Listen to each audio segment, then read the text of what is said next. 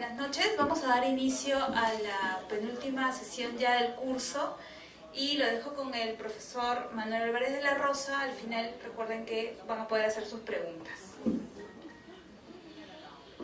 Vamos a ver, gracias Teresa.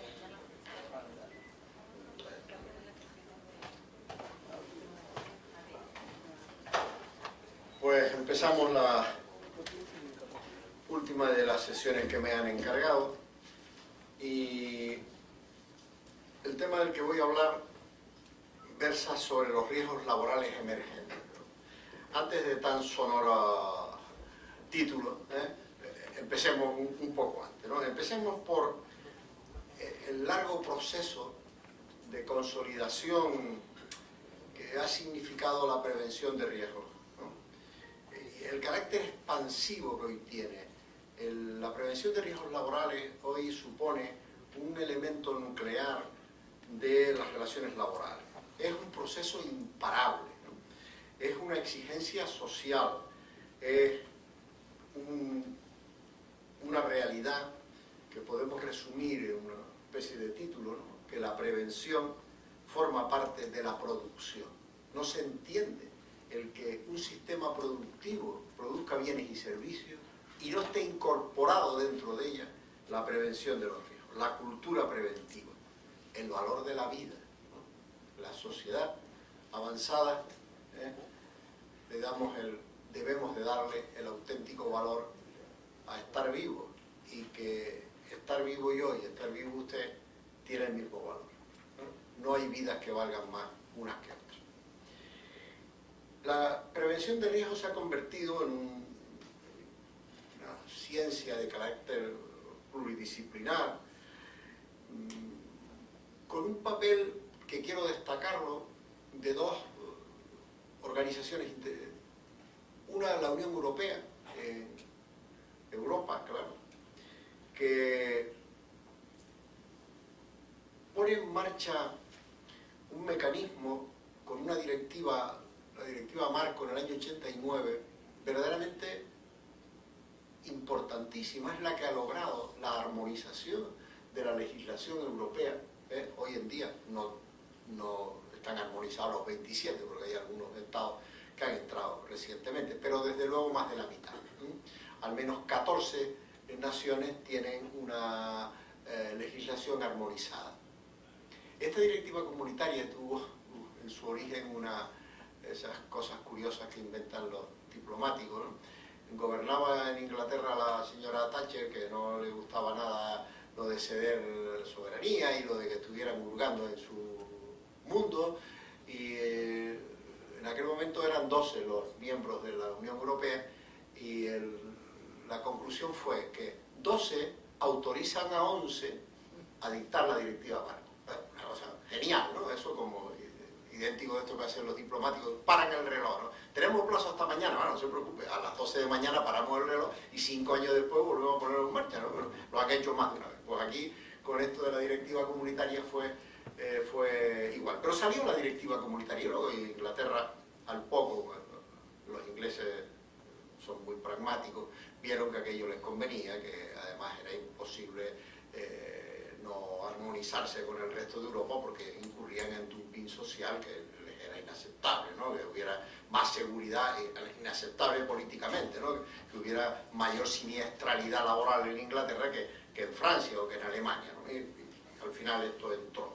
España traspuso, o sea, convirtió en derecho interno esta directiva comunitaria en el año 95. Tardó, fue multada, porque ya les contaría cuáles las historias de cada país que había por debajo para que esto no lo hicieran. Pero de manera tan asombrosa es el impacto de esta directiva Marco, que para que se hagan una idea, al menos una idea numérica, ¿no? El alud de normas entre 1995, que se aprueba la Ley de Prevención de Riesgos Laborales, la madre de todo esto, que se cuelga reglamento, hay del orden de unas 1000 normas.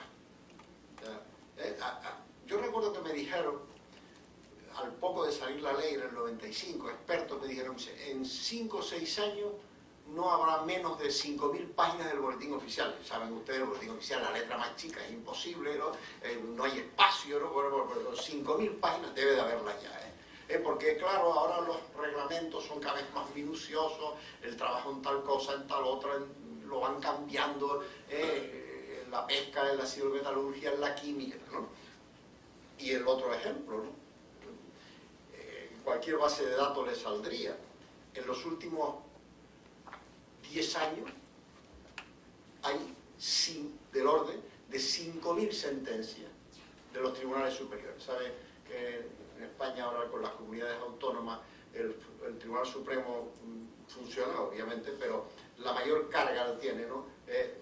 Un recurso en materia laboral que se parece al de casación, se llama recurso de suplicación, y hay un tribunal superior en cada uno de las 17 comunidades autónomas. Pues el conjunto de estos tribunales superiores, 5.000 sentencias, ya son sentencias, Y ya verán ustedes cómo, que será el final de mi intervención, cómo esto ha tenido una deriva verdaderamente feliz, en el sentido de que de verdad se está aplicando la norma. Esta directiva comunitaria,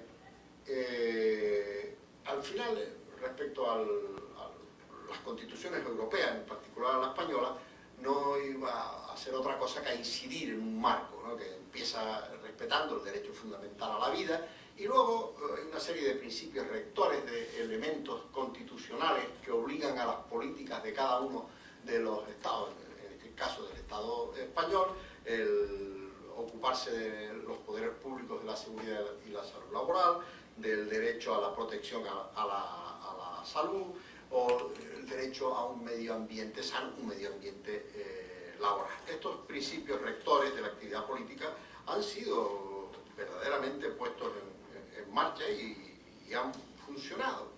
Les quería destacar en este marco inicial en el que les expreso la consolidación y el empuje de la prevención de riesgos, el papel también, no solo de la Unión Europea, sino quería añadirle, de la OIT. La OIT en esta materia tiene, como en casi todo, ¿no? dos caminos, ¿no? Uno son la versión de la OIT legislando, en este caso un convenio del 2006, el convenio 187, y otro la labor pedagógica de la OIT. En materia de prevención de riesgos laborales, la OIT ha logrado que desaparezcan expresiones como qué mala suerte, estos son gajes del oficio, qué se le va a hacer, un accidente, lo tiene cualquiera, no, se devolvería, esto no es así. Esto no es así. Este convenio del 2006, que les recomiendo que lo lean, el 187, que entró en vigor en el 2009, saben ustedes, en febrero del 2009, saben ustedes que para que entren en vigor los convenios de la OIT se necesita al menos que 2 estados hayan ratificado. Este lo ha ratificado España, aún no lo ha ratificado Perú. Y este al menos no lo ha ratificado hasta la semana pasada, que lo fui a comprobar, ¿no? No creo que lo hayan ratificado en la última semana. Pues esto es necesario, estar atento a este es un convenio verdaderamente interesante, y al final es siempre el mismo camino, un camino de la necesidad de incorporar la prevención de riesgos al sistema productivo. Para eso hay que evaluar los riesgos del sistema o de la producción que el empresario pone en marcha, combatirlos en el origen, esos riesgos, esto es planificarlos, e informar. Y la OIT, desde el aspecto ya no del convenio 187, sino del aspecto pedagógico, la OIT ha sufrido un auténtico, ella como organización, un auténtico aldabonazo, me consta, y además eso está intentando expandirlo, que es el accidente, la desgracia, el hundimiento del edificio Rana Plaza en Bangladesh en el año 2013, el año pasado, ¿no? Murieron 1.127 personas y heridos 2.500. Esto no podía ser. Todo el mundo sabía que aquel edificio se iba a caer. Y además era un edificio donde era una industria textil, la que estaba allí dentro, industria textil trabajando para las primeras marcas del mundo, ¿no? Para la marca Zara española o la americana, una que empieza GMP o G no sé cuánto, una de esas de... Eso es, que vende ropa, ¿no? Bueno, estaban allí, ¿no? O sea, yo iba a ignorar que aquello era un edificio que se estaba derrumbando y se cayó solo. Ya tiene que estar mal, porque como saben ustedes, las casas tienden a no terminarse, pero a no caerse, ¿no? Al menos las casas, para que se caigan tarde, ¿no? Pues esta se cayó sin más.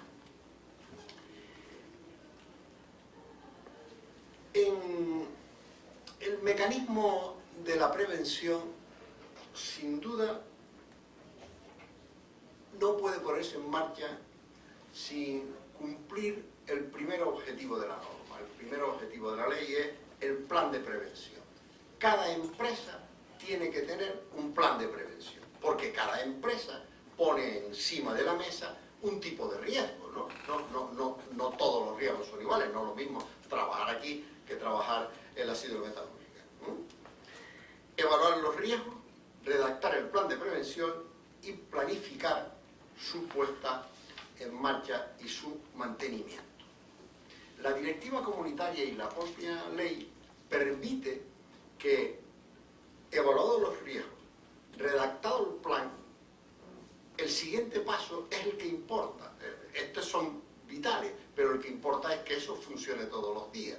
Y para que eso funcione todos los días, funciona con la planificación diaria de ese plan de prevención. Y eso se hace con un instrumento verdaderamente ponderado que hace la directiva primero y la ley después. Es decir, bueno, usted empresario, en empresas de menos de 10 trabajadores, que no se ocupen de fabricar nitroglicerina, usted empresario puede ser quien se ocupe del cumplimiento del plan. En empresas un poco o más grandes o sobre todo más peligrosas, designe usted empresario, viene obligado a estar en la lista de las empresas, viene obligado a designar a unos trabajadores técnicos de prevención que son los que cumplen las exigencias del plan. Velan todos los días, su trabajo está en que funcione el piso antideslizante, estén bien los extractores de humo, estén bien los apaga incendios, etcétera, etcétera. Eso es fundamental y eso se ocupan trabajadores. Y el común de los mortales, el común de las empresas, lo pueden hacer a través de otras empresas que se dedican al cumplimiento de los planes de prevención, que se llaman los servicios de prevención. Estos servicios de prevención pueden ser propios, hay empresas, una refinería, una empresa eléctrica, tiene su propio servicio de prevención, crea una organización que diariamente está hecha para eso.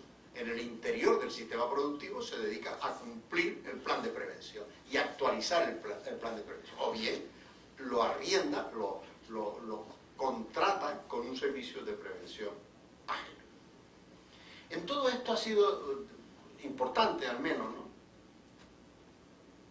Iba a decir determinante, pero hubiera mentido. Es importante el papel de los sindicatos. El papel de los sindicatos en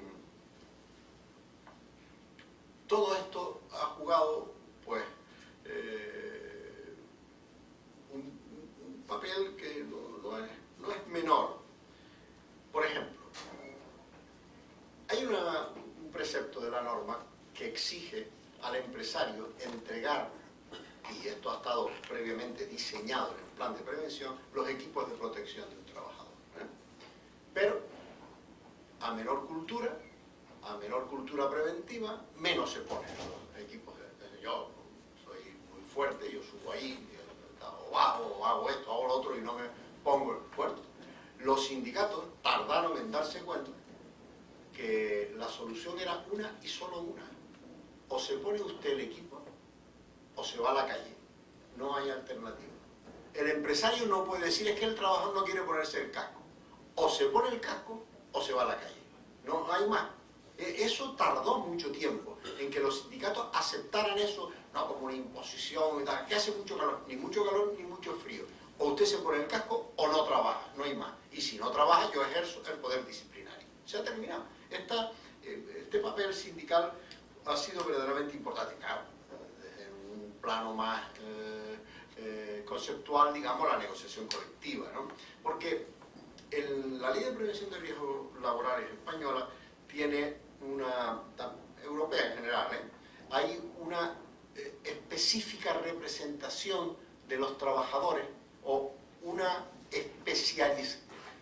trabajadores especializados que representan al sindicato que haya ganado las elecciones en materia de prevención de riesgos laborales. Y eso es muy importante y verdaderamente vive eso y ya sabe el lenguaje que está hablando, se ha especializado, se convierte en gente que acaban sabiendo de lo que están hablando, ¿no?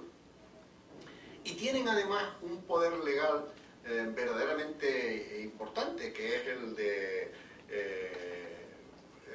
alerta y paralización. Ante una situación de riesgo, pueden comunicarle al empresario, mire, le alerto que ahí hay un riesgo y que o lo repara inmediatamente o paramos. Y pueden parar un trabajo comunicándolo a la autoridad laboral, pero pararlo. Aquí no se trabaja por estas y estas razones. Hay un antecedente de una empresa en Galicia que hace años de esto ya, Aluminio, que entre una huelga encubierta y un conflicto vivo que estaba con la negociación del convenio colectivo, pues el comité de empresa ordenó la paralización nada menos que de un sistema productivo de unos vasos de fabricación de la bauxita en aluminio, ¿no? Que se pararon, se perforan los vasos, que valen lo que no está escrito, ¿no? El comité de empresa se fue a la calle íntegro y el Tribunal Supremo le dio la razón a la empresa. Pero se fueron completos, ¿no? El tribunal, pero completo, eran 12 representantes y fueron a la calle completa. Este es un poder muy importante que por eso tiene a su vez notable importancia el que existan trabajadores que sepan de lo que están hablando en prevención de riesgo, que cada día los hay más en los grandes sindicatos, en los dos grandes sindicatos españoles. Bueno, pues esto es lo que yo les quería, digamos, contar como plano general de actuación de la prevención de riesgo. Y ahora voy a entrar un poco más en esto que se han empeñado en que hablemos de los riesgos emergentes. Los riesgos emergentes, si algún concepto le puedo dar a esto, es que o no existían antes o ha aumentado su incidencia, ¿no? Yo les recomiendo, respecto a una visión más minuciosa de lo que yo les puedo dar esta tarde, que visiten una página, la página del Observatorio Europeo de Riesgos Nuevos y Emergentes. Está muy bien, la página es muy... divide a estos riesgos en riesgos físicos, riesgos biológicos. Claro, los riesgos físicos, posturas forzadas, mucho tiempo de pie, incomodidad térmica, ¿no? O sea, los tipos de trabajo van cambiando, va alterándose la manera de producir y va a su vez pues produciendo, claro, a quien se le ocurría antes que se podía estar con las cervicales destrozadas por culpa de terminando un ordenador, ¿no? También lo que les dije antes, el carácter pluridisciplinar de la prevención de riesgos hace que intervenga la ergonomía, otras ciencias que ayudan incluso a diseñar el sitio en el que uno se sienta, ¿no? Pero riesgos emergentes biológicos, ¿no? Las epidemias mundiales, ¿no? O sea, la gripe A, empieza la gripe A en un sitio, empieza en el sitio A, en el extremo, en nuestra antípoda, y al día siguiente está aquí, ya, pues, se acabó, no hay forma humana, ¿no? Los microorganismos resistentes, este aire acondicionado, hay que vigilarlo continuamente, digamos, en los hospitales, ¿no? Cuando se mete una legionela de esas, se lleva por delante media humanidad, ¿no? Las toxinas, ¿no? El moho, de todo eso, si ustedes quieren entretenerse, van y lo miran en esa página que está, ya les digo, muy interesante. Yo lo que quería era quizá hablar de riesgos emergentes en sentido de agruparlos, ¿no? Agruparlos en algo más extenso, por ejemplo, ¿no? Riesgos emergentes que nacen de la conciliación de la vida familiar y laboral. Saben ustedes que ya hace años, al menos en los países más desarrollados, que la discusión no es la jornada máxima legal, ¿no? La discusión no es si se trabaja más de 40 horas. Ya 40 horas parece ser un límite adecuado y el que está en prácticamente el mundo. El problema no es ese. Ahora el problema es la distribución del trabajo, ¿no? La distribución de la jornada semanal. Bueno, eso no es tanto entonces, ¿no? el problema de las 8 horas, sino cómo distribuir esas 8 horas, ¿no? Es compaginar el tiempo de trabajo con el tiempo de la atención a la familia, ¿no? Que esto se ha acelerado por la masiva incorporación de la mujer al trabajo y por la realidad social del reparto hoy de las cargas de trabajo, ¿no? Hoy no hay pareja o ya no las conozco, donde no repartan la educación de la prole, como se dice, entre el padre y la madre, ¿no? El padre y la madre trabajan, están igual fuera de la casa, pues tienen que ingeniárselas para llevar a los chicos al colegio, traerlos, educarlos, controlarles si hacen o no los deberes. Al final son horas, ¿no? Al final son horas que no puede ser que una persona salga a trabajar a las 8 de la mañana y llegue a su casa a las 9 de la noche. Si lo hace el padre y la madre, pues nada, encontrará recién despiertos a los niños y recién dormidos, ¿no? O sea, tiene que criarlos otros, ¿no? Esta necesidad de distribuir el tiempo de trabajo ha creado riesgos profesionales nuevos, ¿no?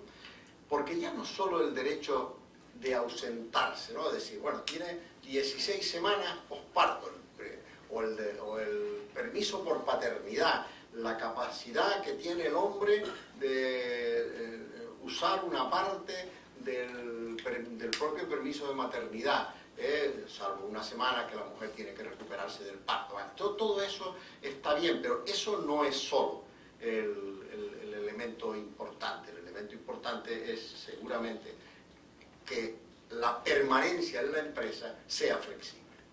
Y ahí es donde está la clave. Ahí ha funcionado mucho, o está funcionando mucho, el papel de la negociación colectiva, ¿no? El lograr rebajar la tensión entre familia y trabajo. Claro, en época de crisis y en épocas de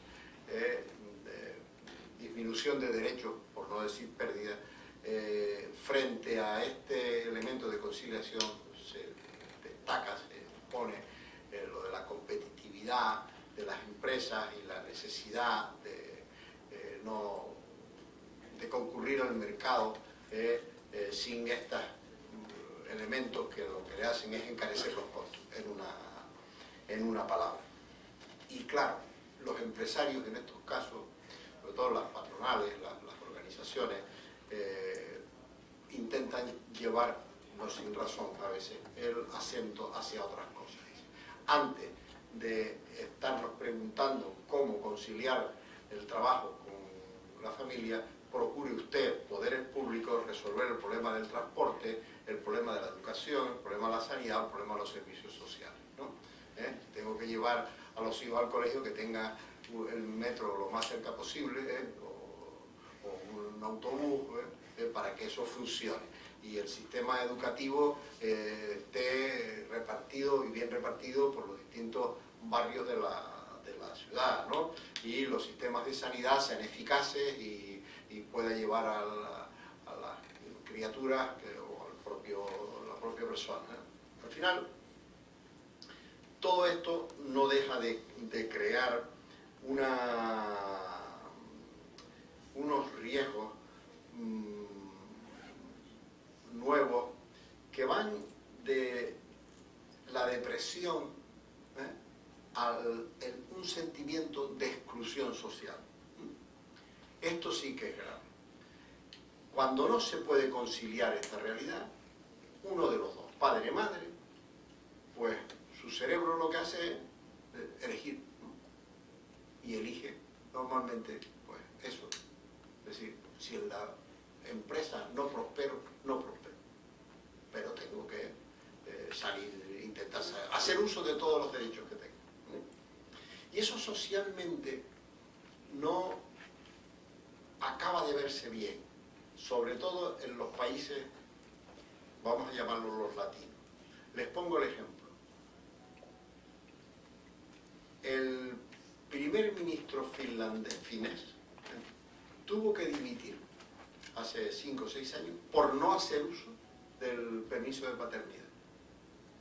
Tenía derecho, su mujer había tenido un niño y él tenía derecho a las semanas que sea. No, yo no, el cargo de primer ministro, esto es vital, la república va a morir si yo no sigo trabajando todos los días, ¿no? Montaron una campaña demoledora.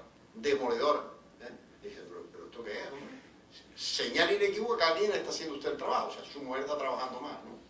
Esto no puede ser. ¿Cuánto nos ha costado el que exista el permiso paterno? Para que usted venga y diga que no lo coja. A mí le costó.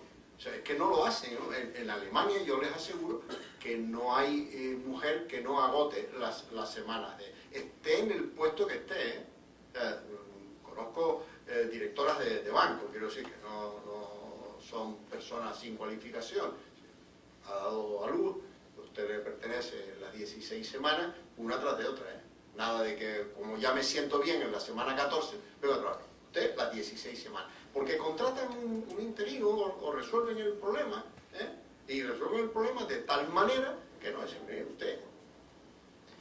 Interiorizan esta realidad. Esta realidad se convierte en un elemento social habitual, no nada excepcional, ¿eh?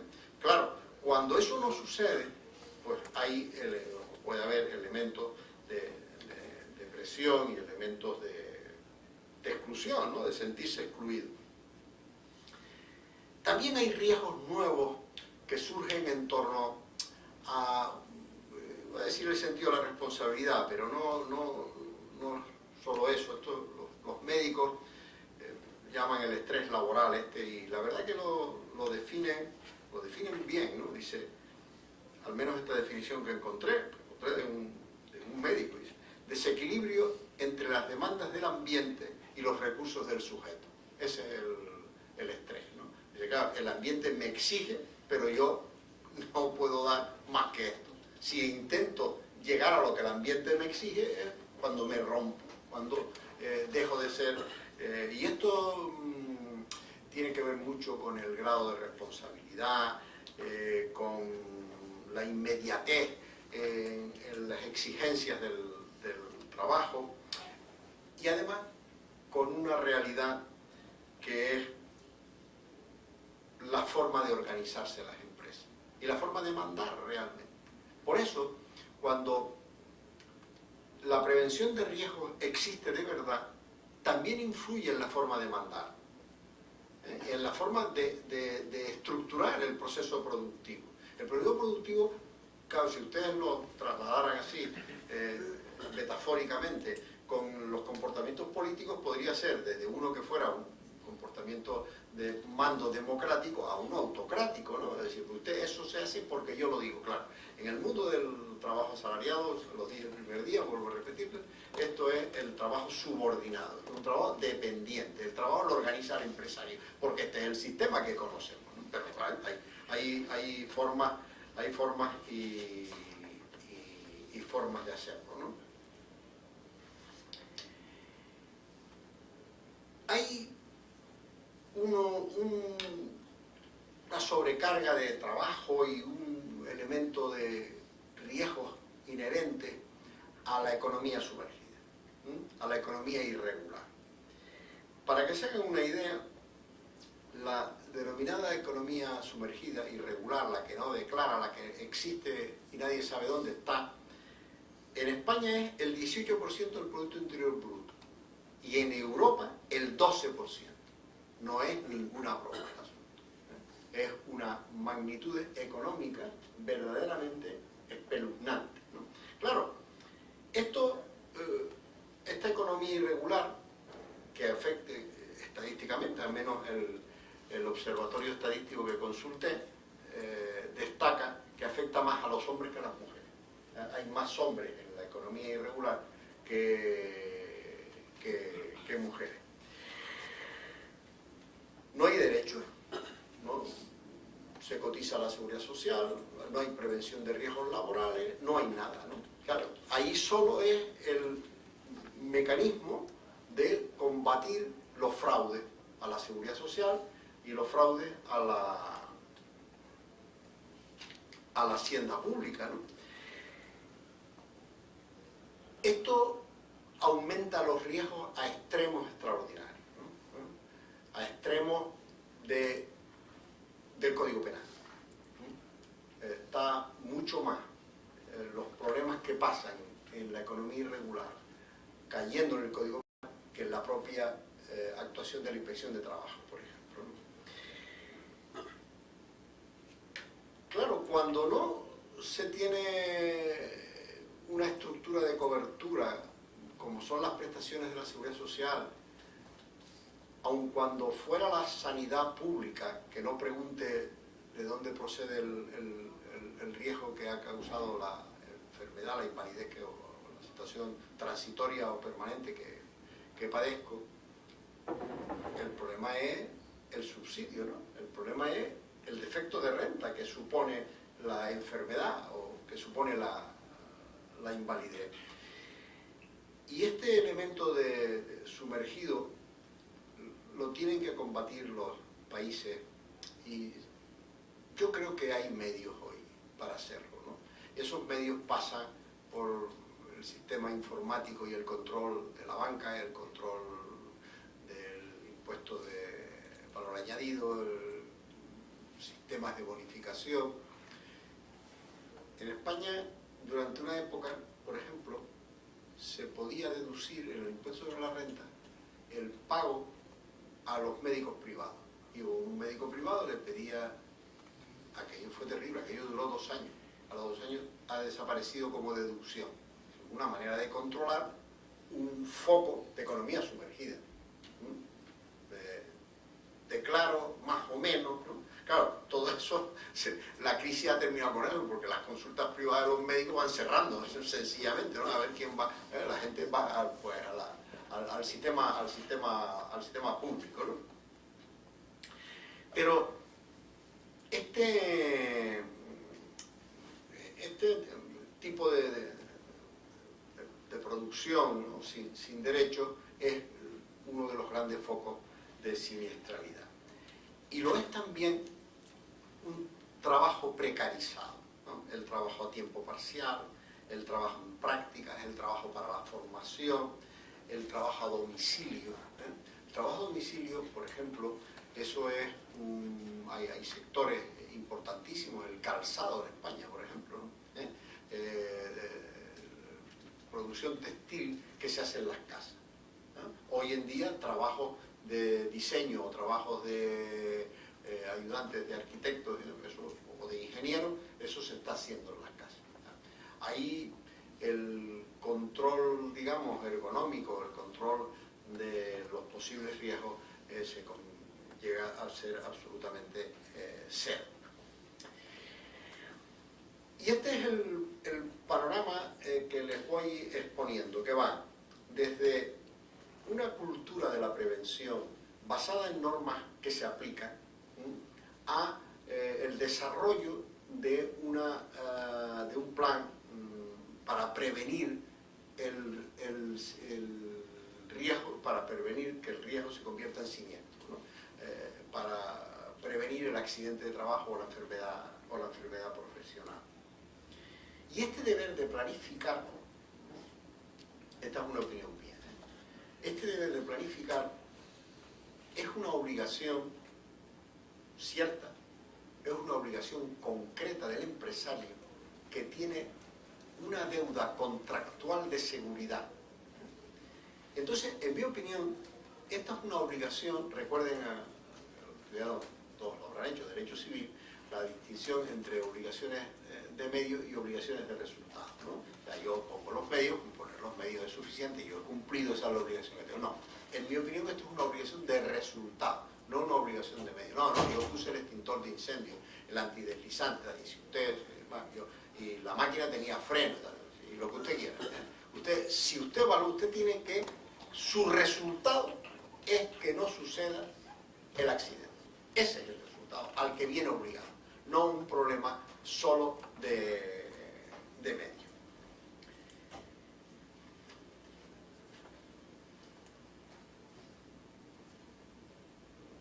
No sé, yo creo que es el momento también de ir preguntándole yo a ustedes, ¿no? ¿Cómo está hoy aquí? Para que intercambiemos algunas impresiones y experiencias, la prevención de riesgos. Quisiera escucharlo antes de terminar con un bloque a la que le voy a dedicar una atención, que es ¿qué ha sido de eso que llamamos, o que hemos llamado, o que llamamos accidente de trabajo? ¿No? La cobertura del accidente de trabajo, ¿no? Como quiero llegar ahí al final, antes los quiero escuchar a ustedes, ¿eh?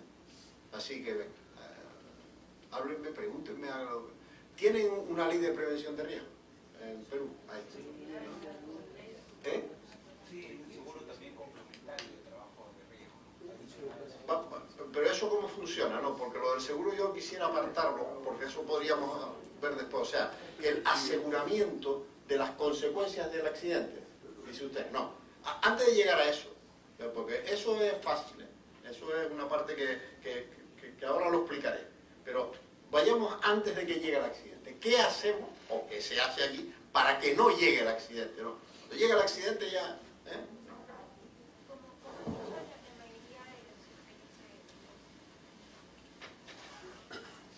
Como ya varios han indicado, tenemos desde el año 2000... Sí. No, una ley general, una ley con un dispositivo normativo con rango de ley desde el año 2011. Desde el año 2005, como mencionaban, teníamos un reglamento de rango terciario que, si bien regulaba muchas de las obligaciones hoy en día previstas en la ley, no era el dispositivo adecuado porque necesitamos una norma con rango de ley, dado que estamos hablando de derechos que están en la Constitución. Claro. La ley está desde el año 2011, el reglamento de la ley desde el año 2012, y es una normativa de rango general que dispone, entre otras obligaciones para el empleador, la obligación de tener un sistema de gestión de seguridad y salud del trabajo.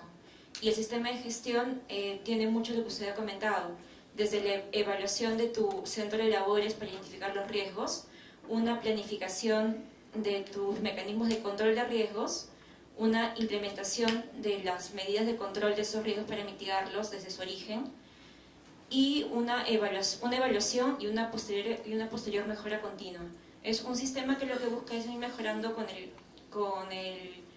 la experiencia, y que todo esto parte de un deber fundamental que orienta toda la legislación en esta materia, que es el deber de prevención, que es lo que usted mencionaba. Todo esto orientado a prevenir el riesgo. Esto es a nivel general. A nivel sectorial también hay disposiciones para actividades muy en particular, como minería, Sí. como por trabajo... Pero en el interior de cada empresa está evaluado el riesgo, creado el plan, es decir, bueno, hay que hacer esto, y esto diariamente, ¿quién lo gestiona? Para que no se convierta en un papel que ahí quedó, que no lo lea nadie. El responsable del sistema de gestión es el empleador, pero lo hace de manera coordinada con el Comité de Seguridad y Salud del Trabajo, que es un comité paritario formado por representantes del empleador y también de los trabajadores. Siempre y cuando tenga más de 20 trabajadores, de lo contrario hay lo que son los supervisores. Porque ese organismo, ese es un organismo, digamos, de control de que se hacen las cosas, ¿no? Y de presentar denuncias o tal, ¿no? Pero... El responsable es el empleador, de la gestión de los Claro, pero si el empresario, que el empresario es el responsable, es una obviedad, y si no, ¿quién va a ser, no? El obispo no va a ser, será el empresario. De repente la respuesta va, la ley obliga a las empresas a tener un servicio de seguridad y salud en el trabajo. Eso es lo que yo quería, sí. Eso es una obligación, ¿no? Pero a todas las, dependiendo de un número determinado de La trabajadores. ley no pone un mínimo de trabajadores, No. se entendería que es una obligación general. Sí, Pero quiero decir, a una empresa de 10 trabajadores no va a tener a un trabajador dedicado a eso. Que es el mecanismo este que yo les conté de la Unión Europea y el de los países de la Unión ahora, que es que arrienden el servicio de prevención, ¿no? O sea, una empresa se hace responsable de cumplir el plan de prevención. Eso es lo que yo quería... La ley aquí es bastante general, ¿no? Definitivamente es el empleador el principal obligado. Existe un comité paritario siempre y cuando las empresas tengan más de 20 trabajadores. Si no, debiera haber un representante de seguridad y salud en el trabajo que levante todo este sistema, ¿no? Empezando Claro. con una línea base para conocer los riesgos, los peligros, evaluando procesos, procedimientos, ¿no? No existen limitaciones en cuanto a nivel de trabajadores. Es más, es una ley enfocada no solamente a la prevención de trabajadores, es enfocada en la prevención de toda aquella persona que se encuentre dentro de un centro de trabajo, que eventualmente podría ser inspeccionado. Claro, eso, la prevención de riesgo es para los trabajadores, ¿no? Todos entramos diariamente en cientos de empresas, ¿no? O sea, pero eso es un problema de la responsabilidad extracontractual. Yo llego aquí y ahí lo que hay es un escalón mal puesto o un socavón ahí fuera y me parto un pie, responde el dueño de este edificio, el responsable, porque tiene una responsabilidad extracontractual conmigo. No, esa no me interesa ahora. A mí me interesa la responsabilidad contractual que tiene el empresario conmigo. Ahí es donde está la clave del asunto. Cuando dicen el elemento este genérico de que, y veo además cuando van interviniendo que es como si estuvieran inconscientemente convencidos de que ese es que hasta ahí debe de llegar el asunto. Me explico, a ver si no me hablo yo más de la cuenta. Es decir, ustedes me comunican, me transmiten que el empresario es el responsable, A, B, hay un comité paritario para discutir y para ponernos las denuncias que existen los representantes de los trabajadores respecto a ellos. Y yo eso, las dos cosas las doy por supuesto.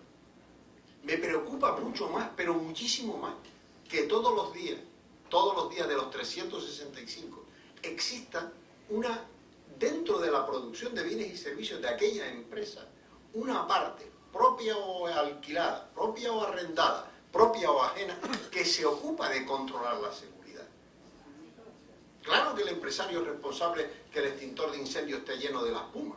Evidente. A mí eso no me interesa, porque eso al final lo que acabará será, como ahora les contaré, con un problema de responsabilidad. Pero eso no va a evitar que se queme la casa, ¿no? Lo que sí hay, en una de las ramas de actividad de construcción civil, hay un sistema o una obligación de contar por cada 25 trabajadores con un prevencionista de riesgo, o sea, con una persona exclusivamente dedicada a eso que dice usted, a prevenir, a chequear que todo esté bien dentro, o sea, que se cumpla con el plan de... Un técnico de prevención. Así es. Y muchas empresas grandes de manufactura, de minería, si bien la ley no exige que existan esos prevencionistas de riesgo, toman como exigencia propia que cada subcontrato, o sea, no solamente la empresa principal, sino las contratistas que elaboran dentro a nivel de insourcing, tengan también un prevencionista de riesgos y todo un sistema de gestión de riesgos, o sea, un sistema integrado de gestión de riesgos. Inclusive se certifican con certificados internacionales y todo, ¿no? Pero la ley, sí, como señalaba la compañera general, la obligación principal del empleador, y siempre, en parte también por lo que usted señalaba, si hay una falta, si ocurre un accidente, ¿no es cierto?, de trabajo, ha habido siempre por detrás, se entiende, un incumplimiento o una falla en el deber de supervisión del empleador, y por ende una responsabilidad y por ende una multa. Y también eso hay que mirarlo con mucho cuidado porque este año 2014 y el 2013 se ha iniciado un incremento de los inspectores de trabajo, una especialización en materia de seguridad y salud, pero desde mi punto de vista una forma inadecuada de entender la norma. O sea, el afán es un poco punitivo, en parte porque también hay que generar fondos para que la Superintendencia de Fiscalización del Trabajo, que se llama SUNAFIL, que entró en marzo de este año en funcionamiento, pueda seguir funcionando. Un instituto de seguridad y Sí, salud laboral. tipo SUNAT, tipo la entidad recaudadora de Hacienda, ¿no? Entonces, yo le pongo un ejemplo bien concreto. El Comité de Seguridad y Salud en el Trabajo, este ente paritario que hablaba la compañera, ante la ocurrencia de un accidente de trabajo, debe de investigar el accidente, emitir un informe, Eso es la evacuarlo. inspección de trabajo. Así es, evacuarlo a la autoridad y determinarse responsabilidades. Sin embargo, si uno se va ya a la inspección misma, hoy por hoy, ahorita, si uno ha hecho todo, ponte que se accidenta un trabajador de una subcontratista que está dentro de la fábrica, ¿no? Y yo puse las señales de seguridad, hice de todo. Y hay un accidente que ha ocurrido hace un par de meses, se cuadra un camión, baja un señor, tienen que sacar unos materiales con una rastra, y el señor, en vez de terminar luego su trabajo y subirse al camión o pararse al costado donde le correspondía, se va atrás, habla por el celular, ¿no? Y había otro carro mal cuadrado de la misma empresa, su contratista muy pegado, y retrocede la rastra y aplasta al señor contra el otro camión. Entonces ahí, así la empresa principal o la contratista hubiera tenido una persona, una nana para cada trabajador, el accidente se hubiera producido. Sin embargo, siempre el empleador es responsable y hasta ahí, digamos, ok, no había una falta de deber supervisión, debía haber una persona controlando el ingreso y salida de vehículos, se entiende. Sin embargo, cuando uno se va ante la autoridad de trabajo, ocurren cosas como las siguientes. ¿Tu comité tenía un comité de esta subcontratista? Sí lo tenía. ¿Paritario? Sí. Y decían, bueno, pues el comité debía tener 4 titulares por el trabajador, representante del trabajador, y 4 por el empleador. Y a su vez designan a suplentes, 2 por el empleador y 2 por el trabajador, supongamos. Y esa investigación de la accidente se hizo con los 4 titulares de uno y del otro. Pero resulta que cuando van más atrás, en la elección, el empleador se olvidó de elegir a los 2 suplentes suyos. Hoy por hoy la autoridad de trabajo, muchos inspectores dicen, bueno, entonces el comité es nulo, su elección es nula, la investigación del accidente es nulo, y todo es nulo, entonces una multa por cada cosa que es nula. Entonces, esa... Que tiene que ver una cosa... Correcto, ¿no? pero así está ocurriendo, entonces como que se pierde en este momento un poco, Claro, cuál es el verdadero sentido. Eso es, se Así pierde, es, totalmente. se pierde el camino, sí. Y el pobre contratista puede tener una multa ahorita de 390.000 soles, o sea, mucho más, $120.000, así, y quizás la empleadora principal menos que eso, que es la que tiene la plata, digámoslo por último, ¿no? Entonces, Sí. ya es un tema confiscatorio, inclusive si lo digamos ahora, no se lleva esto al Poder Judicial porque la norma, como señala la Comer, es muy joven, ¿no? Es 2011, 2012 y con fuerza está entrando desde el año pasado. Y los sindicatos sí apuntan a matar ese tema con justa razón, pero con interpretaciones de este tipo vamos muertos. Así no se va. No o sea, con interpretaciones de ese tipo no. O sea, con concluir que no hay gajes del oficio y que pobrecito que quería hacer una argolla y cogió el móvil y se fue detrás del camión a hablar, con eso no se resuelve nada. Para nada. Para nada. O sea, hay Para que nada. tener un sistema de vigilancia continua. Así es. El trabajo tiene que ser Indudable. una realidad inexorable y objetiva. Así es, Eso indudable. estamos de acuerdo. Pero bueno, multe por ahí lo que quiera, ¿no? Así es, Investigue correcto. eso. Ahora no diga que al hilo de este accidente descubro que usted no eligió. No, mire, son dos cosas distintas. Correcto. Entonces, acabe con el accidente, dígame qué pasó, si hubo Así vulneración del plan, el plan estaban las señales adecuadas. Cuando lo principal sería, vamos a sacar una experiencia de accidente, vamos a multar porque no se supervisó bien, Claro. y vamos para adelante porque no Claro, se vuelve a repetir. claro, pero no- se quedan en el detalle, ¿no? O sea, por lo menos es la experiencia que tengo Claro. yo como abogada del lado privado, Sí. y muy sorprendida, porque cuando hablas con la gente de SUNAFIL a nivel de arriba, no lo pueden creer. Sin embargo, los inspectores están pensando de esa manera y te dicen que esa es la directiva interna que tienen ellos de entender las cosas. Entonces, en verdad uno no comprende, ¿no? Faltaría que pasen las instancias de apelación y tal para ver por Supongo, dónde va.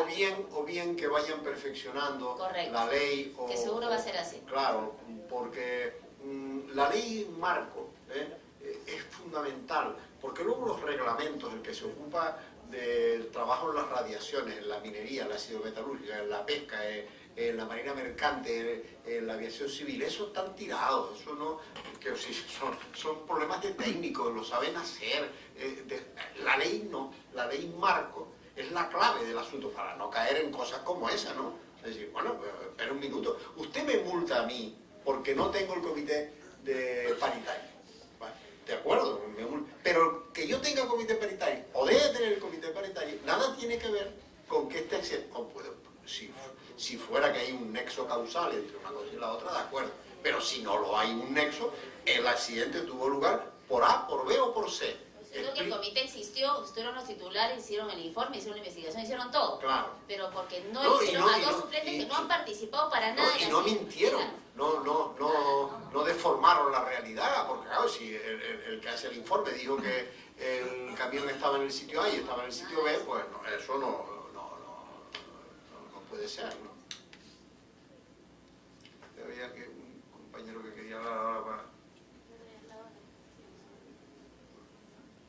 ¿Qué tal? Buenas noches. El problema se radica, justo comento, en mi misma experiencia, tuve una inspección hace una semana y media, y es porque los inspectores en realidad no saben identificar pues una evaluación de riesgo o los peligros, ¿no? Los cuadros, estos CIPER, no lo saben leer, ni siquiera buscan el peligro o el riesgo si el empleador lo llegó a mapear. Claro, entonces es más fácil evaluar las obligaciones formales si hay comité o no, que eso es lo que pueden leer y pueden entender, ¿no? Pero el tema técnico no lo desarrollan bien. Entonces, justo una de las obligaciones pues, del plan nacional es tener un sistema inspectivo bueno, pero eso significa gente que conozca y maneje seguridad y salud, ¿no? Ese es el problema. Entonces, empiezas a analizar pues, temas de forma más que de fondo, y el fondo es que el empleador pudo evaluar el riesgo y si las tecnologías utilizadas en la empresa eran las recomendables en el sector, entre otros, ¿no? Eso es lo que debe conocer un inspector, ¿no? Mientras que no lo conozcan aquí, es todo el resto de la muerta, ¿no? De eso que cuenta, se me ha venido a la cabeza un ejemplo de la zona de la que vengo yo, las Islas Canarias. El turismo es la base de nuestra economía, ¿no? O sea, en Canarias vivimos 2 millones de habitantes y recibimos anualmente a 12 millones de personas, pues ya me dirán ustedes a mí si el turismo no es bueno. Empieza un movimiento que lo empiezan a hacer los técnicos sobre el trabajo de las camareras de piso. Digo camareras porque normalmente la mayor parte son mujeres, ¿no? Arreglando las habitaciones en los hoteles. Hay un índice de siniestralidad de enfermedades de la columna verdaderamente extraordinario. Bueno, el empresariado se niega, que tal, que cual, pero hay una solución, que son las camas articuladas. Hay unas camas que valen más caras, que se levantan y no hay que agacharse cuando tirar la sábana, tal, ¿eh? Y hoy los hoteles, ya en un altísimo porcentaje que supera el 60%, compran camas articuladas, porque al final económicamente les viene más rentable. Ya no están las bajas, las no sé cuántos, el que ahora son capaces de hacer, en vez de 12 habitaciones, me refiero a un hotel de 4 o 5 estrellas, ahora hacen 18 o 20. Claro, lo más, saben ustedes, cualquiera que haya estado en un hotel, que cuando entran, aquellos son pasos contados y medidos. Esto, y ¿sabes? La habitación está todos los días igual que el día anterior, ¿no? Bueno, pues eso es prevención de riesgo, porque alguien que intervino sabe de lo que estaba hablando, ¿no? ¿Entiendes? Eso es verdad. Pero yo quiero aprovechar el rato final para, al hilo que les cuento una historia, quizá sea capaz de exponerles a ustedes un camino futuro. Miren, a finales del 19, la incidencia de la industrialización en Europa y en cualquier sitio donde ha empezado la industrialización sin derecho ha sido brutal. Los accidentes de trabajo eran una cosa terrible, ¿eh? Cualquiera que tenga curiosidad y vea cómo, quiera saber cómo se trabajaba en las hilaturas, por ejemplo, en Francia, un informe famosísimo del doctor Villermé en 1848 y tal, es una cosa terrible, pero terrible. Empleaban niños de 8 años para que se pudieran meter por cuerpos flacos por debajo de las máquinas para quitar el algodón que se había trabado, ¿no? Aquello era terrible. Y las primeras normas que se dictan son normas de seguridad e higiene en el trabajo, desde la ley de la silla, que hay que poner una silla allá a las mujeres, a los hombres no precisamente, para que se sentaran, etc. El trabajo en las minas, ¿no? Bueno, muy bien. Pero esto no resolvía el problema. No resolvía el problema porque ¿qué normativa se iba a aplicar? El Código Civil, ¿no? Es decir, el Código Civil era algo impensable de aplicar. ¿Qué se aplicaría del Código Civil? Pues mire, yo firmé un contrato con usted ha incumplido el contrato,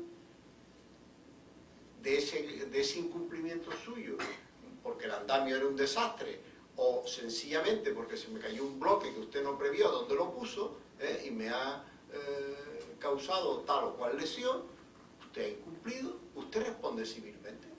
Responsabilidad por culpa derivada de un contrato. Eso, aplicarlo al proletariado. Tan loco.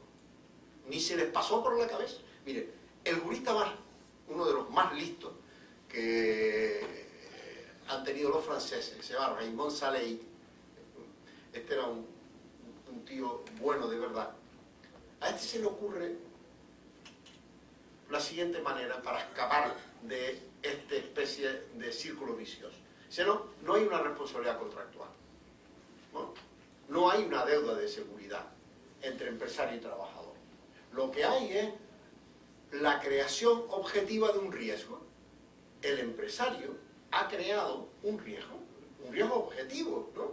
Si yo me pongo aquí a producir nitroglicerina, acabo de crear un riesgo objetivo. Lo haga estupendamente, el riesgo existe. Bueno, dice esa ley, como existe un riesgo, esto es responsabilidad extracontractual. Y la responsabilidad extracontractual se asegura. Pero se asegura de la siguiente manera. Aseguro el accidente del trabajador, pago una prima y la casa de seguro paga una indemnización. Como la responsabilidad extracontractual, argumento cerrado. No hay más. Y así vivimos entre 100 y 150 años. Era asegurar el riesgo de accidente y la consecuencia es que el seguro, público o privado, eso es otra historia, ¿no? Produce un tipo de indemnización. Tipo de indemnización que cubre hasta donde lo cubre el riesgo. Si resultaba que al inválido se le daba tal o cual pensión, se le daba tal o cual pensión. Si al muerto y a su viuda o a su huérfano le daban tal o cual pensión, venía en la ley, se aplicaba, se terminó. No hay más, nada más que hablar. Por eso se monta todo el sistema de los seguros sociales y de la seguridad social inicial sobre el pivote del accidente de trabajo. En España, el hombre que construye científicamente la seguridad social española, que es Manuel Alonso Lea, que murió en el 82, hombre, maestro queridísimo y tal, bueno, murió ya mayor, claro, murió de 83, 84 años. En el año 59, cuando escribe sus instituciones de seguridad social, la monta sobre el accidente de trabajo, que era lo único coherente que había allí. Al accidente de trabajo, a ese concepto le debemos, los que nos dedicamos a este mundo del derecho del trabajo, muchísimo el concepto de trabajador. Nace porque, claro, el accidente de trabajo desde que nació y empezó a ir a los juzgados, especialmente a juzgados especializados, siempre era la misma discusión. No fue en la empresa. B, fue en la empresa, pero no tenía conexión con el trabajo. C, estaba asegurado. D, no estaba asegurado. F, las lesiones fueron A o B, invalidantes o no invalidantes. Entonces esto era una discusión permanente. La litigiosidad en materia de accidentes de trabajo a partir en España del año de la República, del año 30, por ejemplo, entre el año 30 y el año... Eso es extraordinario. Y entonces ahí empieza a decir, no era trabajador, ¿qué pasaba por allí? No. Entonces empieza, sí era trabajador porque percibía un salario, porque no, la jornada, ¿no? Y se le debe cosas al accidente de trabajo. Claro, pero cuando eso se traslada a un mundo de la seguridad social, que lo que va a cubrir son excesos de gastos, defectos de renta que le sucede al trabajador, el accidente de trabajo, ¿qué más da que una persona muera o quede inválida porque le dio una enfermedad o porque le dio un accidente de trabajo? ¿Por qué tiene que ser eso tratado de una forma distinta? Y todos pensábamos, de repente, que a esto de los accidentes de trabajo, a esta historia de los riesgos profesionales, le quedaba muy poca vida, ¿no? Conceptualmente. ¿Pero por qué? ¿Por qué voy ahora a estar discutiendo si lo que le pasó a este inválido es un accidente de trabajo, sí o no? ¿No? Lo que tengo que hacer es cubrir su invalidez. Y lo que tengo que poner en relación es su lesión con su trabajo. Si con la lesión que tiene puede ocuparse del trabajo, sí o no, respondamos. Y si no se puede ocupar, respondamos. Si no se puede ocupar de ese trabajo o no se puede ocupar de ningún trabajo, pues siendo A o siendo B, le daré el sistema una pensión que sea tal o cual. ¿Ven? Llega la Ley de Prevención de Riesgos Laborales. Y esto era el camino en España, en España y en Europa. En todo esto, vuelvo a retomar la idea anterior, solo el BGB alemán, que entra en vigor el 1 de enero de 1900, tiene un artículo que tampoco le hicieron mucho caso, pero sí lo pone, que dice que el empresario tiene deuda de seguridad nacida del contrato de trabajo. Es el único precepto que en aquella época pone esto. Claro, cuando llega la Ley de Prevención de Riesgos Laborales, este mundo cambia por completo. La deuda de seguridad, la deuda contractual de seguridad, es evidente. Las obligaciones del empresario nacen del contrato de trabajo, no de ninguna otra. No es una obligación de derecho público, quiero decir, ¿no? No es la obligación, por ejemplo, de que un garaje tenga tal o cual ancho, ¿no? Que hay unas normas urbanísticas. No. Esto es una obligación que nace porque yo tengo un contrato de trabajo con usted. Y al tener un contrato de trabajo con usted, yo tengo el deber de seguridad. Bien. Pues entonces iba a lo que usted empezó. Empieza esta ley a funcionar y empieza el mecanismo aseguratorio de la seguridad social funcionando perfectamente, no pasa nada.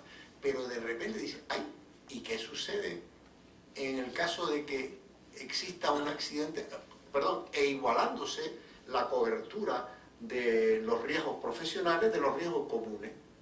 Hay una pequeña diferencia, pero mínima, mínima, en los últimos años ya mínima, entre qué pensión me iba a corresponder si mi invalidez procedía de un riesgo profesional o mi invalidez procedía de una enfermedad común. Pero la pregunta es, bueno, ¿y qué pasa si el empresario no cumple con el plan de prevención o no lo tiene? O lo tiene de manera insuficiente. Primero, separemos el mundo del derecho penal. A eso podemos llegar después, que es la culpa o negligencia penal, el que incurre en un tipo penal. Vamos a dejar eso. Y se toma, o se da un salto cualitativo, que creo que es la clave del asunto. El legislador considera que para analizar el cumplimiento o incumplimiento del plan de prevención es competencia de la jurisdicción de lo social. Ya está. Ahora acaba de aparecer un mundo nuevo. El aseguramiento del accidente funciona por su lado, si quiere yo se los explico, funciona por su parte, pero por otro está la pretensión, la demanda del trabajador que dice, este accidente lo tuve o lo tuvo mi causante porque usted, empresario, incumplió o no tuvo el plan de prevención adecuado. Responsabilidad civil de origen contractual. No de origen extracontractual, de origen contractual. ¿Y ahora qué sucede? Uno puede decir que lo asegure. Y los empresarios están asegurando la responsabilidad civil derivada del contrato. Ah, pero con una enorme diferencia. Que eso no vincula al juez. El juez dice, estupendo. Ya sé que de lo que yo ponga en el fallo de la sentencia, 100 está asegurado, que es lo que cubre la póliza. Pues ya veré yo si pongo 90 o 110. Lo ponderaré el grado del incumplimiento. Miraré hasta dónde llega el incumplimiento del empresario, que puede ser mucho o poco regular, ¿no?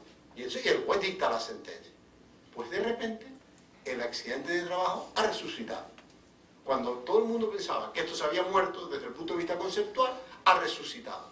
Porque ahora hay siempre en un accidente de trabajo, o casi siempre, vamos, hay dos caminos. El camino de la seguridad social, la inspección de trabajo, el tal, el cual, puede haber incluso un mecanismo de recargo de las prestaciones que no puede ser asegurado. El recargo, por ejemplo, no se puede asegurar, ¿no? Si hay incumplimiento puede haber un recargo de prestaciones. Pero puede haber todo eso y además en la jurisdicción de lo social una responsabilidad civil que luego llega al juez y dice, mire, la tiene usted asegurada. Pero además, mire, a usted le han dado el aseguramiento de la seguridad social. Además de eso, le han puesto un recargo de prestaciones. Pues mire, yo creo, juez actuando, no en aplicación de la ley de procedimiento laboral, sino en la aplicación del Código Civil, el incumplimiento del contrato ha sido importante, pero las consecuencias están paliadas de alguna u otra manera y yo pongo tal o cual indemnización. Soy libre de ponerla, quiero decir, cuando digo yo, el juez. El juez responde a la demanda. Pero habrán visto ustedes, habrán observado conmigo, ustedes son muy listos, que aquí se ha abierto un camino verdaderamente extraordinario para que se apliquen los planes de prevención. Porque esto es dinamita. Claro, porque no sabe uno ni cómo sucedió, ni qué accidente puede suceder. Un caso de una persona que maneja un pequeño aparatos de estos que son para levantar cajas, ¿no? Bueno, el hombre da marcha atrás y hay allí un bordillo que ya había dicho, el del servicio de prevención, que quitaran ese bordillo de allí. El hombre tropieza la maña, se queda un brazo prácticamente inútil. Bueno, funcionó el aseguramiento, la sanidad, los subsidios, ahora la pensión, incluso un recargo de prestaciones. Bueno, visto que era una persona que lo que tenía era, lo único que sabía hacer era conducir ese aparatito y ejercer la fuerza física, le ha puesto una indemnización de 200.000 euros. El juez ha estimado, es que a este hombre lo ha dejado usted sin ninguno, porque no quitó, usted no hizo ningún caso, a ese bordillo. Miren si esto todo es objetivo, ustedes no pueden decir que eso es código penal, ¿no? A él se le pasa por la cabeza decir que eso es un comportamiento negligente penalmente hablando, ¿no? Pero sí que es objetivamente el incumplimiento del plan de prevención. Usted, empresario, tiene un plan. Ese plan se lo encarga a un servicio de prevención que lo controle. El servicio de prevención le dice, quite ese borde de ahí, hombre. No, mañana. ¿Comprende? Este mecanismo de la responsabilidad civil, en mi opinión al menos, ¿no? Si me han entendido el desarrollo histórico que he abreviado en 5 minutos, 150 años, pero al fondo no es otra cosa. Desde el plano de las categorías es esto que les estoy contando, ¿no? Esto es lo que ha pasado. Bueno, de repente se abre un mundo, eso sí. Para que ese mundo se abra, tiene que ser competente la misma jurisdicción.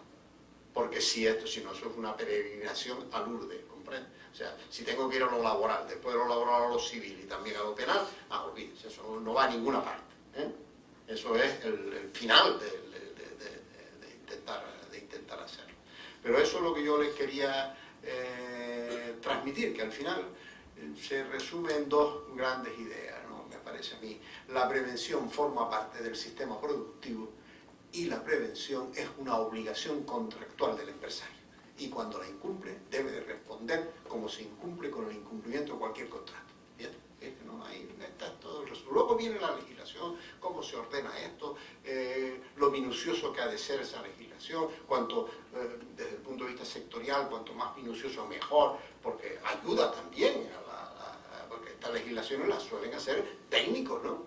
Gente que entiende, ¿no? Gente que no pone medidas de prevención de riesgo por gusto, ni sin pensárselo, ni sin saber. Pero al final, desde el punto de vista de la eficacia no de la vigencia, sino de la eficacia de la norma, este es el camino, me parece. Así que sigamos preguntando, y eso es lo que les tenía yo por mi parte que decir, y darles las gracias por lo que atienden y por la participación, ¿no? Que me ha gustado a mí, creo que más me han gustado ustedes que yo a ustedes quizás. Doctor, una consulta. Usted mencionó en su exposición que dentro del contrato de trabajo la responsabilidad que se genera de los riesgos y los accidentes es de carácter contractual. También señaló que la responsabilidad del empleador no es una responsabilidad de medios, es decir, no solamente con una diligencia media o una diligencia, no sé, completa, es suficiente como para asumir esa responsabilidad, tiene que ser una responsabilidad de resultados. Acá en nuestro país, algunas personas, algunos autores señalan que la responsabilidad de tipo contractual y la responsabilidad de tipo extracontractual tiene factores en comunes que pueden cogerse criterios de cada uno de imputación para efectos de resolver determinada controversia. Mi pregunta específica es, ¿cree usted que mediante la determinación de la responsabilidad del empleador dentro de un contrato de trabajo puede utilizarse criterios de imputación de la responsabilidad extracontractual como el riesgo de empresa, o únicamente debe soslayarse la línea y decir responsabilidad extracontractual no va a ningún tipo de criterios objetivos, ¿no? Considerando lo que usted acaba de mencionar, de los medios y de los resultados? Muy bonita la pregunta, pero es que eso no desmerece del valor de la pregunta. Eso lo resolvieron los romanos. O sea que no está claro que sí. Claro que la responsabilidad contractual es el contrato que yo tenga, ¿no? ¿Acaso no es responsabilidad contractual el contrato de fletamento donde usted ahora coge y pone una mercancía y la manda a Valparaíso y una galerna se lleva por delante del barco? A mí no me importa si lo llevó la galerna. Aquí usted, consignatario del buque, me paga la responsabilidad porque yo contraté con usted el transporte, ¿no? Dejémoslo de la historia para no introducir la fuerza mayor, o dejemos eso a un lado, el caso fortuito, ¿no? Lo cierto es que es un riesgo objetivo. El que el barco vaya por ahí para abajo es un riesgo objetivo. Es una máquina que se puede estropear, que tal, pero eso no desdice el hecho de la responsabilidad contractual. Y la responsabilidad contractual nace o tiene un elemento, normalmente, un fundamento objetivo, ¿no? Claro, cuando de lo que se trata es de una responsabilidad contractual que nace de un contrato entre usted y yo, que lo celebramos una vez en la vida porque me vende una casa o porque me alquila un vehículo de motor, bueno, eso es otro tema completamente distinto. Ahí meter elementos de riesgo es más complicado, ¿no? Es más complicado, pero sí que los hay, ¿no? Sí que los hay. Piense lo mismo que acabo de contarle del contrato con la empresa de alquiler de coche. Tiene un riesgo objetivo, o tiene el coche bien, objetivamente, ¿no? Ha tenido que pasar todos los controles, los tales y los cuales, para que mida mi primera exigencia contractual, que es que su empresa funcione. Un dato objetivo, me sigue, ¿no? Pues yo creo que sí, que tiene usted razón, claro. Pero eso creo que no le confunde el que son dos tipos de responsabilidad distintas, la extracontractual que la contractual. Pero claro que sí, que tienen elementos de argumento muy parecidos, ¿por qué no? Claro, se imbrican unos con otros, ¿no? Claro, eso sin duda.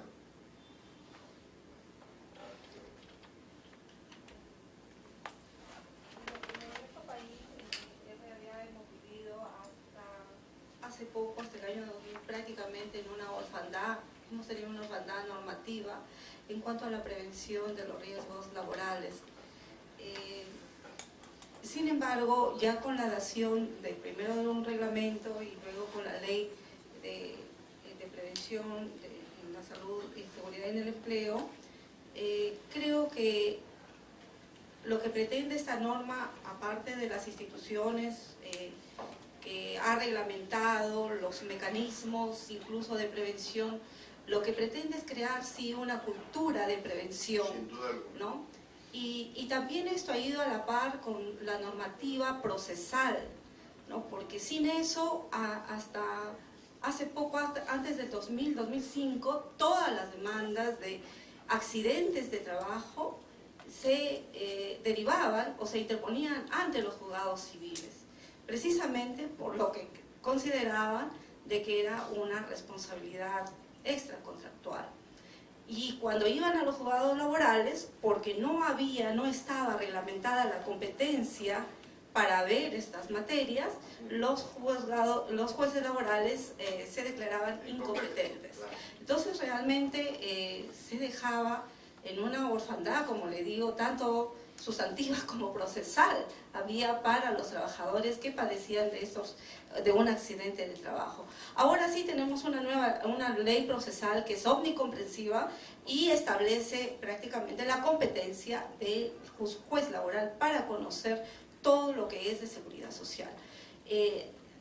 Han habido y se han resuelto varios casos ya de indemnizaciones por accidentes de trabajo. Sí, y realmente vemos ahí, ¿no? Yo trabajo en el Poder Judicial, vemos que las empresas, o sea, no hay ninguna política de prevención en ninguna, al menos de las pequeñas empresas o medianas empresas, no hay absolutamente nada, ¿no? O sea, no tienen ni siquiera no cuentan ni siquiera dentro de su reglamento interno, ni siquiera con políticas mínimas de prevención. En realidad creo que eso solamente hay, por ejemplo, en las grandes empresas que sí tienen todo su comité de asesoría, pero la mayoría de empresas que tenemos acá en el Perú, que son casi un 80% de las pequeñas empresas, en realidad sí hay un desconocimiento total. Esperamos pues de que con esta nueva ley de política de seguridad y salud en el empleo constituya pues una labor de pedagogía de todos los estamentos, empezando por el empresario, los sindicatos y que sea un proceso a la larga. De su intervención me alegra el que la historia que conté, a grandes rasgos y cabalgando, ¿no? 150 años, pero al final es la que se repite en un sitio y en otro, da igual. Y lo primero que dijo usted, que la seguridad y salud laboral es una cuestión, primero, de cultura social.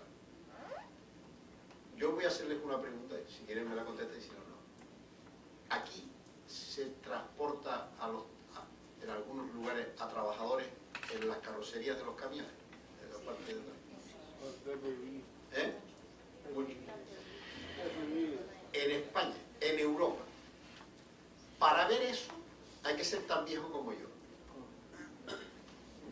Ustedes, allá, no lo abrieron. Ni siquiera los soldados. Los soldados van sentados detrás en los camiones y tal, con su cinturón de seguridad. Claro, eso ahora en una autopista europea. Usted ve un camión con trabajadores detrás y lo primero que hace es que coge el móvil y llama a la policía. ¿Pero qué es esto? Yo no lo he visto nunca. Me impactó la primera vez que estuve en Ecuador, a los 14 años, que vi eso en camiones modernísimos, eso sí, los camiones eran la última manera. Digo, pensé para mí, problema de años, unos años más y se terminó. Lo rechazará la sociedad. Irá usted por una carretera, ¿pero esto qué es? Y llaman por teléfono y dicen, mire, hay un loco ahí que va transportando trabajadores como el ganado. Eso es lo que quiero decir. Y no quiero decir que unos sean mejores que otros, sino lo que quiero decir que eso es la integración de la cultura de la prevención en la cultura social, en el derecho a la vida. Ahí se está jugando la vida, como hay un accidente. Bueno, en Europa es relativamente moderno el que los autobuses interurbanos obligan a llevar el cinturón de seguridad, por ejemplo. Y la gente no se lo pone y tal, y obliga al conductor, se levanta, lo mira y tal, o se lo quita y tal. Eso, al poco que salgan dos accidentes, que diga, salvaron la vida porque tenían el síndrome de... Se acabó, la gente se lo pone. La gente lo ponga, ¿no? Y acaba poniéndoselo, ¿no? Bueno, pues esos son elementos de cultura. Es decir, mire, no se puede ir de una ciudad a otra, sino sentado en el autobús y con un cinturón de seguridad. Se acabó. No, es que yo ganaría más dinero si llevara a un 40% más de pie. Pues no puede ser. Y ya está, ¿no? Y esos son los avances que, en fin, que la humanidad tanto nos cuesta, pero que al final llegamos. Y como les dije, me parece que el primer día, la frase esa de Stuart Mill, las diferencias de hoy son grandes, pero nada que ver con las que fueron ayer, ¿no? Y esa es la historia. Pues muchísimas gracias, yo he pasado muy bien estos 3 días.